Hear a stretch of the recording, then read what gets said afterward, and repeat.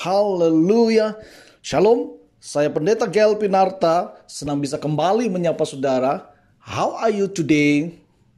Tema kita hari ini adalah babak baru. Pembacaan kita terambil dalam kitab Galatia pasal yang ke-5, mulai ayat yang ke-1 sampai dengan ayat yang ke-15. Namun yang merupakan nats kita, saya ambil di ayat yang ke-13, demikian firman Tuhan. Saudara-saudara, memang kamu telah dipanggil untuk merdeka. Tetapi janganlah kamu mempergunakan kemerdekaan itu sebagai kesempatan untuk kehidupan dalam dosa, melainkan layanilah seorang akan yang lain oleh kasih. Saudara, Vina, seorang murid sekolah minggu, punya pengandaian yang menarik, saudara. Dia selalu berhayal, tapi hayalan-hayalannya, andai-andainya itu sangat menarik. Kalau ditanya sesuatu, maka jawabannya sering mengandung perbandingan yang membingungkan. Umpamanya begini, saudara. Bukunya tebal sih, Om, tapi tipis. Atau dia berkata begini, tempatnya jauh tapi dekat.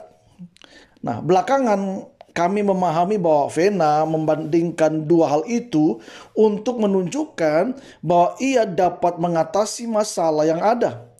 Tempatnya jauh, tetapi karena bersama dengan keluarga terasa dekat. Bukunya tebal, tetapi karena isinya menarik jadi terasa tipis. Saudara, Tuhan kita Yesus Kristus telah menang atas kuasa dosa dan maut. Kematiannya di atas kayu salib mematahkan sengat kuasa dosa itu, yaitu maut sudah tidak berkuasa lagi. Itu yang kita bisa baca di dalam 1 Korintus pasal 15 ayat 54 sampai 57, yang juga beberapa waktu lalu saya menyampaikannya di dalam renungan yang kemarin, saudara, bahwa kematian dan kebangkitannya adalah kemenangan atas dosa dan kemerdekaan bagi setiap orang yang percaya kepadanya. Sesungguhnya kita patut mensyukurinya, saudara. Namun kita masih hidup di dunia yang berdosa.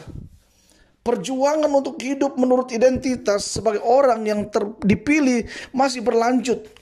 Orang percaya masih harus berjuang melawan keinginan daging yang membuatnya bisa hidup kembali dengan cara lama, yaitu menghamba kepada dosa.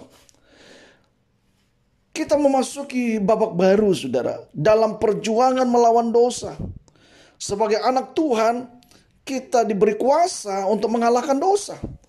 Roh Kudus akan menolong orang percaya menang atas kuasa dosa itu. Nah, kadang-kadang hal ini, saudara, harus kita lakukan. Kita harus melawan dosa dalam hidup kita. Ya, seperti perbandingan yang dilakukan oleh Vena tadi. Sudah, tetapi belum berakhir.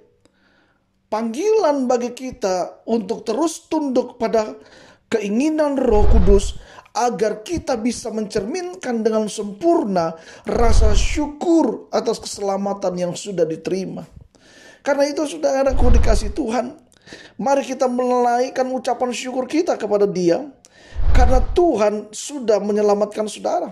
Kematiannya di atas kayu salib itu membayar semua dosa kita, dan Dia berkata, sudah selesai. Apa yang kita renungkan dari perenungan kita How Are You Today hari ini, saudara, adalah kuasa dosa sudah dikalahkan oleh Kristus. Tetapi perjuangan melawan dosa masih berlanjut.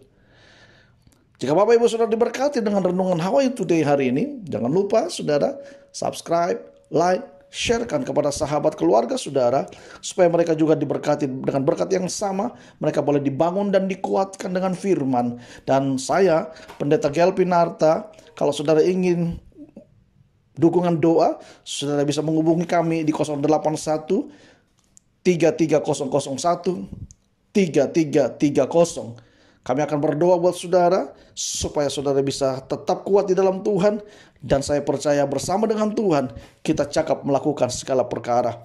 Saya Pendeta Gael Pinarta, sekali lagi Tuhan Yesus memberkati kita. Amin.